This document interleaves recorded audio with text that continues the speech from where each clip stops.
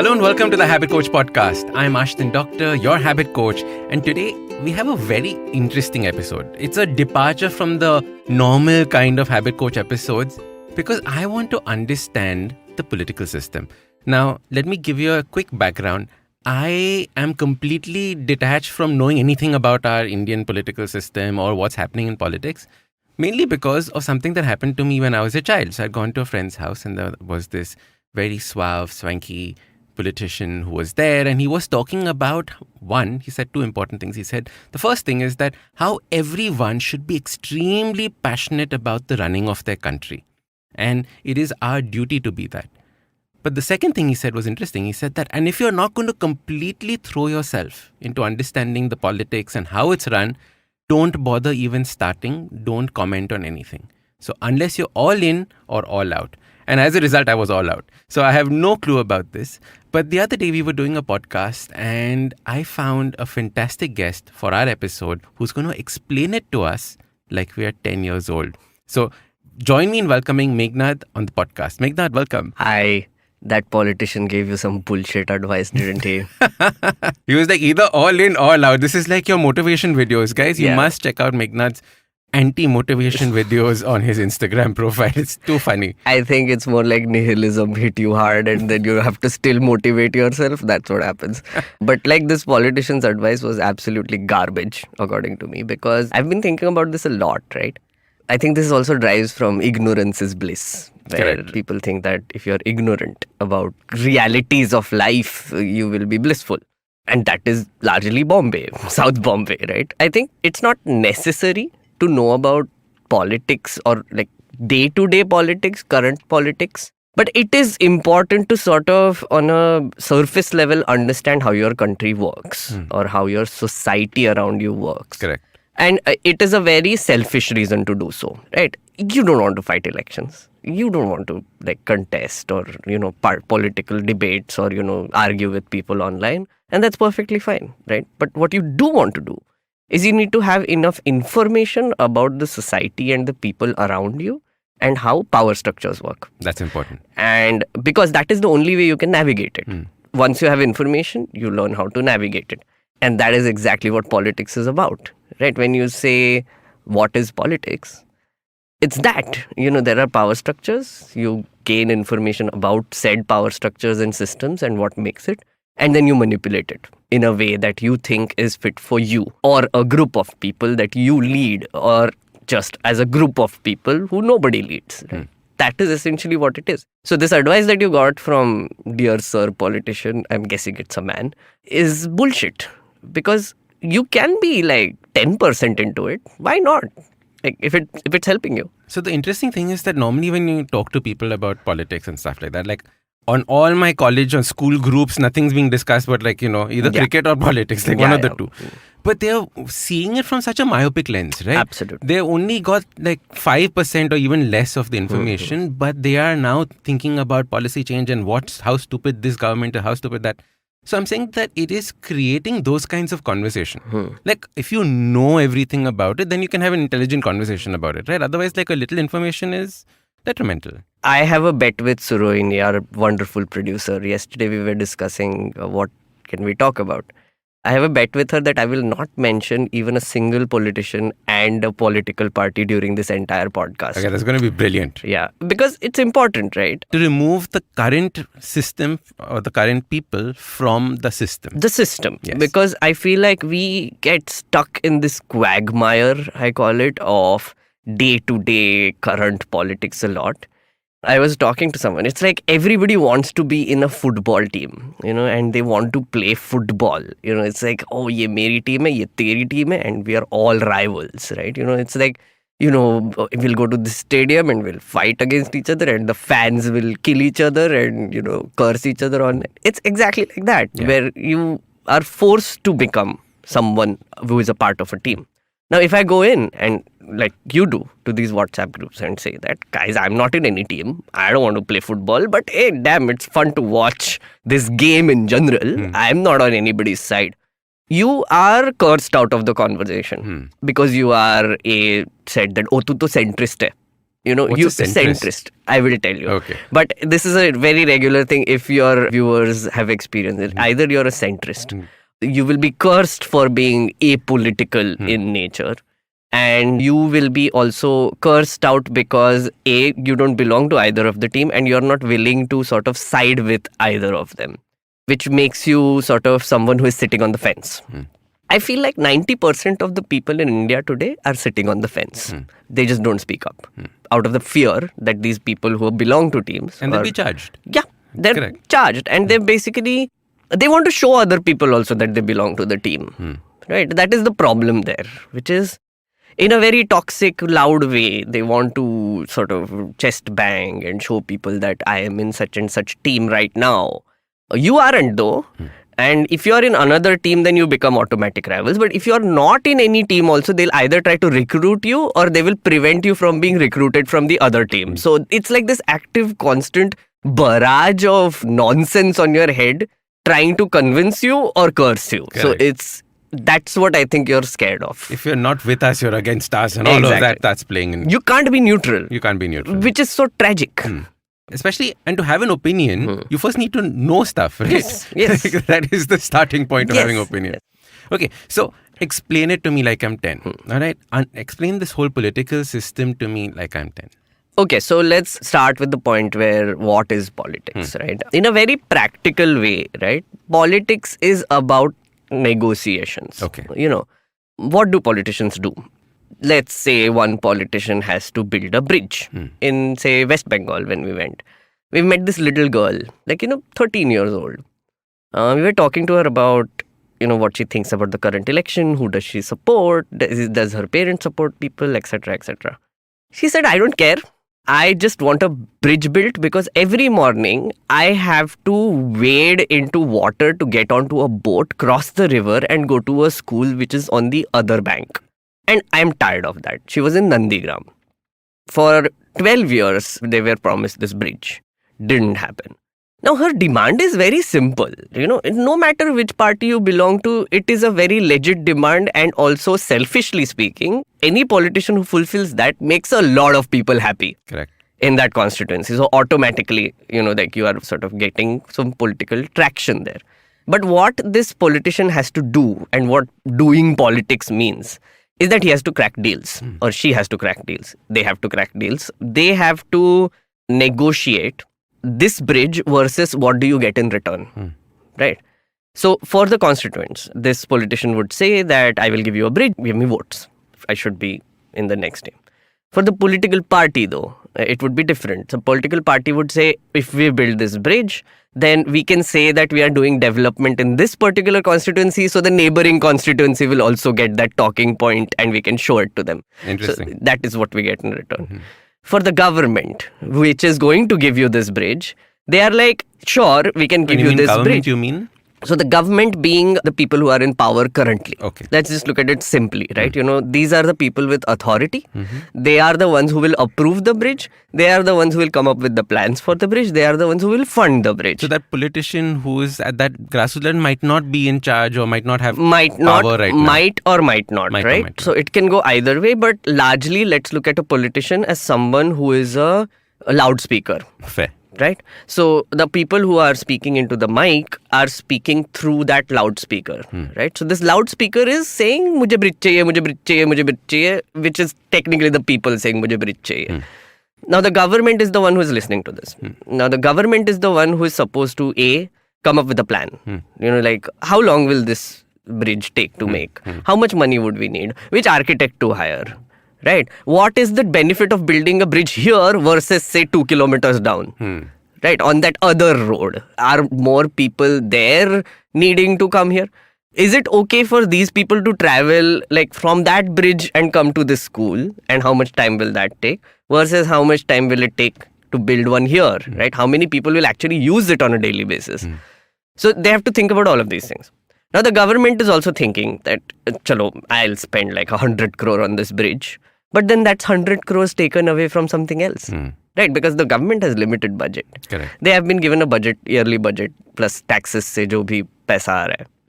Now this government might be like, I don't want to build a bridge here. I want to spend more on a highway. Because there are way more people using that highway. So that other bridge, which other people are using more, let's just expand it into a 4-lane highway. So they'll spend more there, right? So they'll spend 80 crore there. 20 crore में community center बना देंगे हम इनके लिए. They'll be happy. At least they can gather around, chill and do whatever. So the government has to make these decisions, right? We're going to take a quick break. See you on the other side.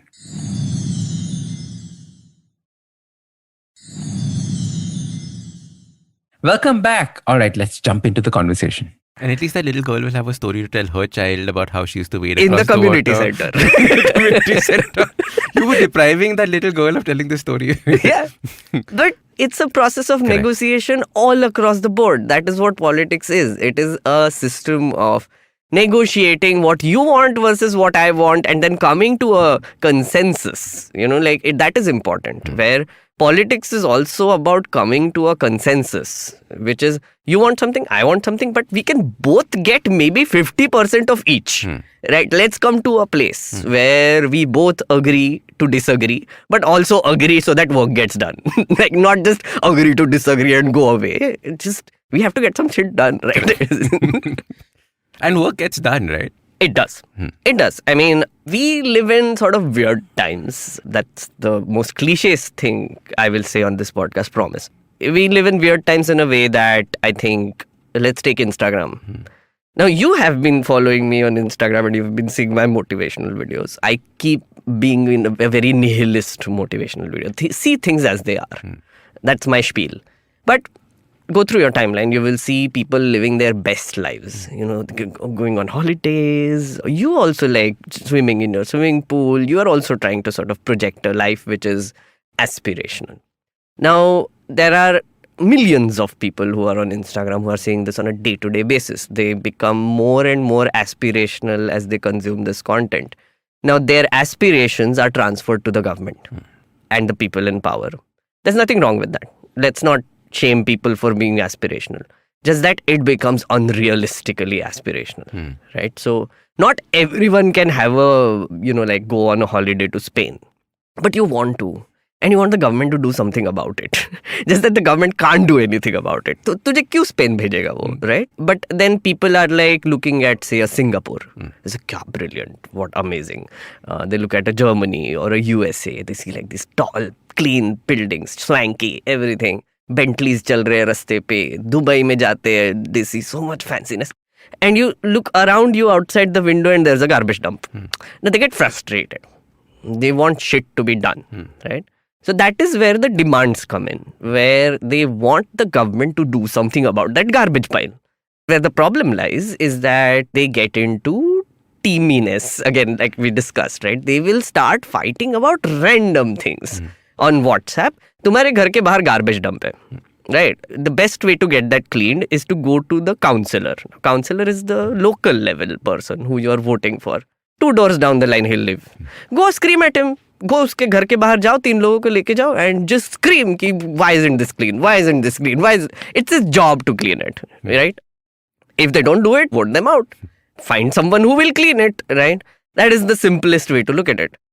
But instead, you're sitting here, not looking at that garbage dump and thinking about it. You're looking at your screen, you're looking at Singapore, etc. Then you're going to WhatsApp in your groups and you're looking at these people who are fighting about whatever.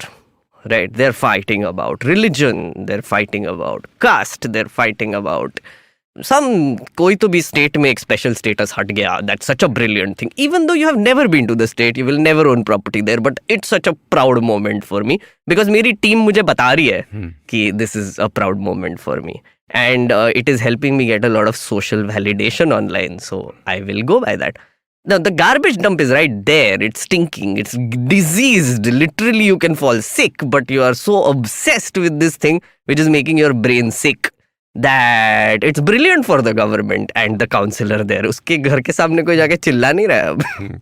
There's no screaming happening. Absolutely. No screaming happening there, right? Like this bridge woman, like this tiny little girl who wants a bridge, right? Her parents are probably fighting on WhatsApp about random nonsense.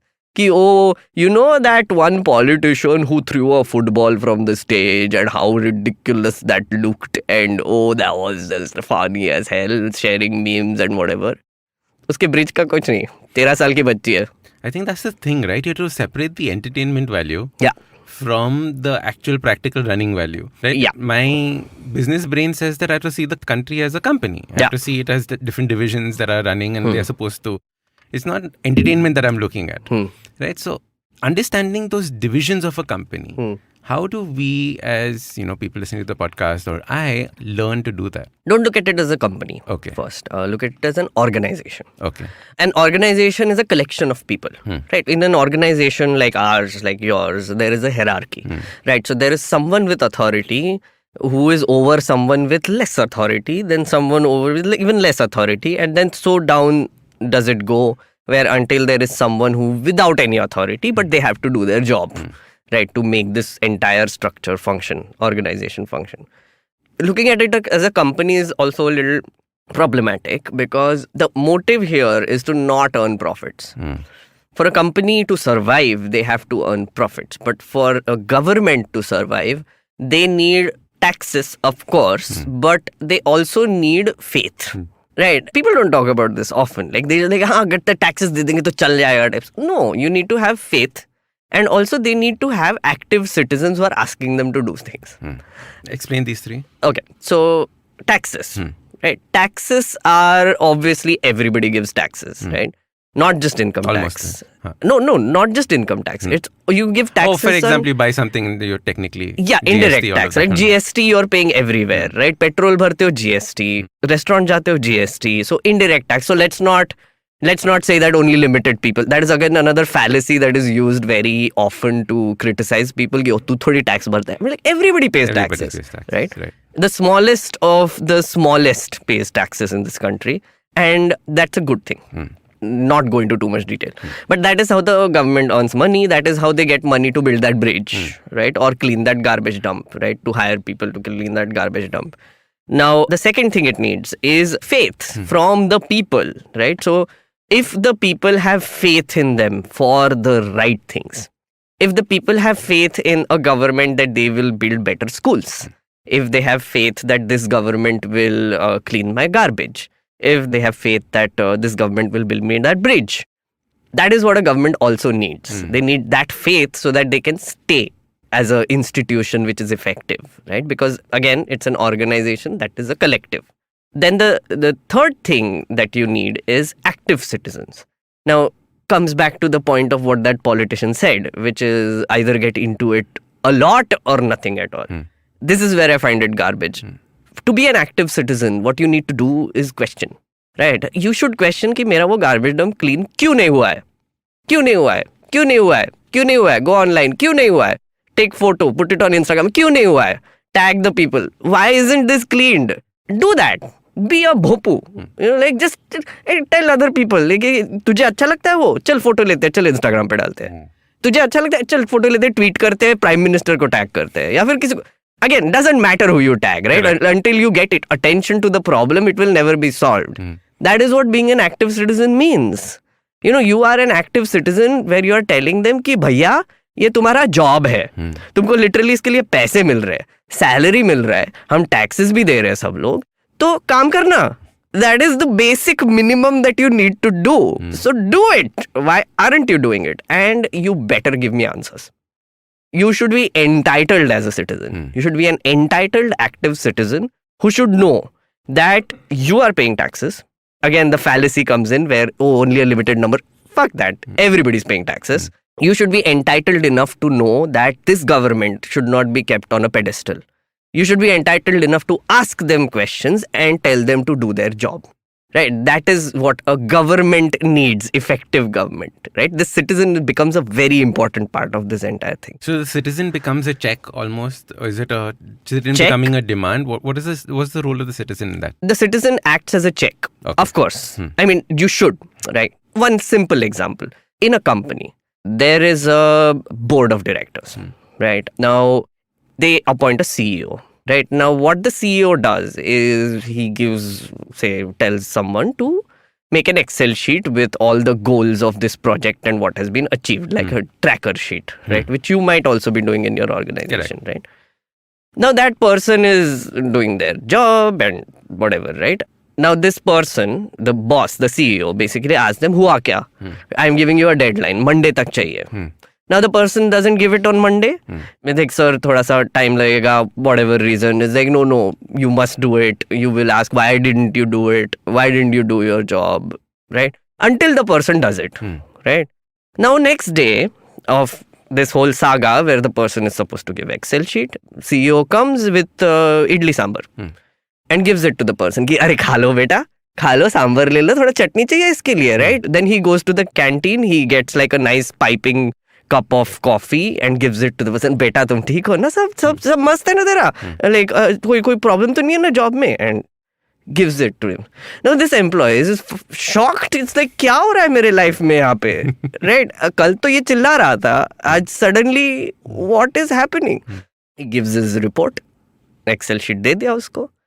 Now, the Excel sheet has a bunch of errors, but this boss is like, just cursory Excel, tick, and then he forwards it. Right? And it's like, well done, boss, kya mast hai. Arey, koi nahi, thoda late ho gaya, but I'll give you more time next time, I don't need to pressure you into doing all this. Now, this is the scenario that is happening today. Because you are the boss. The citizen is the boss. The government is that person who is making that Excel sheet.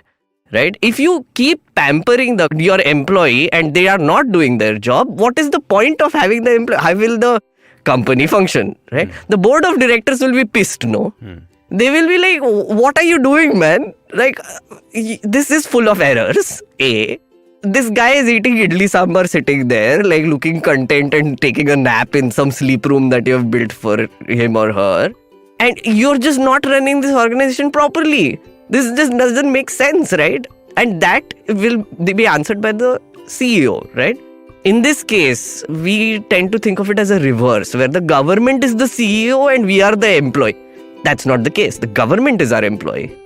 The bureaucrats working there, the politicians working there are all salaried employees of the system, right? We are the ones who are paying their salary and the system. So we should expect them to do their job. We should also know what job they need to do. Their job is not to sit and eat idli sambar. Their job is not to take naps. Their job is to give me that Excel sheet. You can't just change your demands overnight and expect the employee to do whatever, right? So that is the analogy I'll use here. Alright, so that was part 1 of our discussion with Meghnad, and we were talking about understanding how we can become more active citizens. Do join us for part 2.